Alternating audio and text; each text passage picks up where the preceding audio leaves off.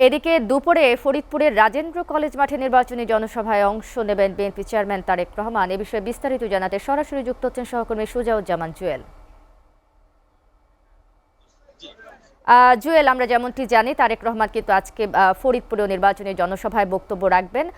সেখানে আসলে প্রস্তুতি আপনি কেমন দেখতে পাচ্ছেন, সব মিলিয়ে জানাবেন।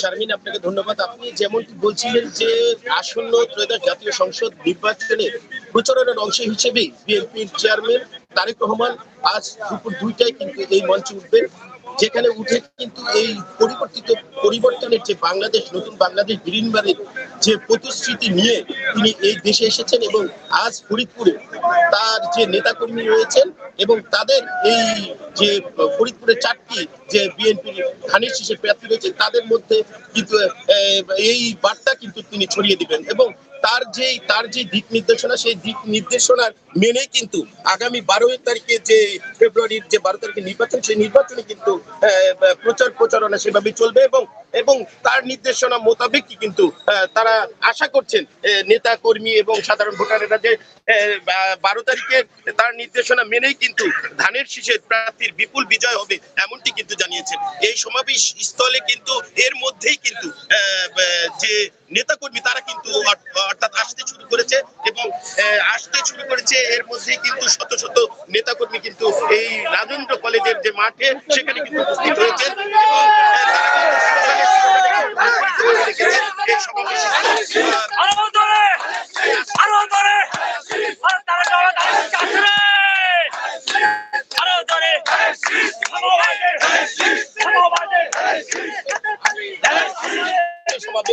সমাবেশের যে উদ্দেশ্য এবং এই সমাবেশ সফল করার বিষয় নিয়ে আমি এই জেলা বিএনপির যে নেতা সৈয়দ জুলফিকার শেখ জুয়েল, আমি জানতে চাই যে আসলে আজকে আপনার যে চেয়ারম্যান তারেক রহমান আসবেন এবং এই আসার পরে আপনাদের কি প্রস্তুতি রয়েছে এবং এই সমাবেশ সফল করার জন্য আপনাদের কিরকম দিক নির্দেশনা রয়েছে?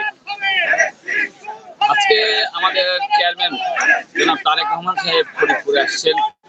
বৃহত্তর ফরিদপুরের মাদারীপুর, শরীয়তপুর, গোপালগঞ্জ, রাজবাড়ী এবং ফরিদপুরের সমন্বয়ে বিএনপি সাংগঠনিক বিভাগ, এই বিভাগের 15টি আসনে আজকে এখান থেকে প্রার্থীদেরকে পরিচয় করিয়ে দেবে। আমরা এমনিতেই নির্বাচনে হাসিনা পালিয়ে যাওয়ার পরেই এই অঞ্চলটা যে দীর্ঘদিনের অবহেলিত মানুষ ফুঁসে উঠেছিল, সেখান থেকে আমাদের নির্বাচনের ফলাফল যথেষ্ট ভালো আমরা আশা করছিলাম। কিন্তু আজকে তারেক রহমান সাহেবের উপস্থিতিতে বলা চলে শতভাগ এই 15টি আসনের শতভাগ আসন আমরা জয়লাভের পথে এক ধাপ এগিয়ে যাব এবং আমরা শুধু ফরিদপুরবাসী শুধু এই ফরিদপুরের বিএনপি চেয়ারম্যানকে তারেক রহমান সাহেবকে এখন আর তারেক রহমানকে দলীয় চেয়ারম্যান ভাবে না, এখন আমরা মনে করছি আগামী 12 তারিখের পরে তিনি হবেন বাংলাদেশের প্রধানমন্ত্রী। তিনি প্রধানমন্ত্রী আজকে ফরিদপুরে আসছে। ফরিদপুরবাসীর প্রাণের কিছু দাবি রয়েছে, সেই দাবিগুলো আমাদের পূরণ হবে বলে আমরা আশা করি। আর আজকের এই সমাবেশকে ঘিরে একটি ঈদের আমেজ বিরাজ করছে। গতকালকে রাত পর্যন্ত এই মাঠের প্রায় অর্ধেক মাঠ গতকালকে রাতেই ভরে গিয়েছিল, এখন আবার নতুন করে আসতে শুরু করেছে মানুষ। এই মাঠ ছাপিয়ে ফরিদপুর শহরের অলিতে গলিতে রাস্তায় জায়গায় হবে না। আমরা নিশ্চিত নিরাপত্তা এবং শান্তিপূর্ণভাবে এই সমাবেশকে সফল করে আমরা ইনশাল্লাহ আগামী 12 তারিখের বিজয় এবং তারেক রহমান সাহেবের গভর্নমেন্ট গঠনের জন্য এক ধাপ এগিয়ে যাব ফরিদপুরবাসী। আপনি শুনছিলেন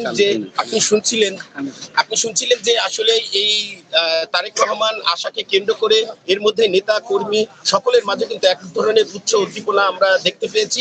এছাড়া ফরিদপুর 4টি আসন যেখানে কিন্তু কেন্দ্রীয় বিএনপি হেভিওয়েট প্রার্থী রয়েছে, তার মধ্যে ফরিদপুর 1 আসনে খন্দকার নাসিরুল ইসলাম, 2 আসনে সাংগঠনিক সম্পাদক কেন্দ্রীয় বিএনপি সাংগঠনিক সম্পাদক শ্যামাউবাইদ ইসলাম, ফরিদপুর 3 আসনে কেন্দ্রীয় মহিলা দলের যুগ্ম সাধারণ সম্পাদিকা চৌধুরী নায়েব ইসুফ এবং 4 নম্বরে কিন্তু রয়েছেন কেন্দ্রীয় কৃষক দলের সাধারণ সম্পাদক শহীদুল ইসলাম বাবু।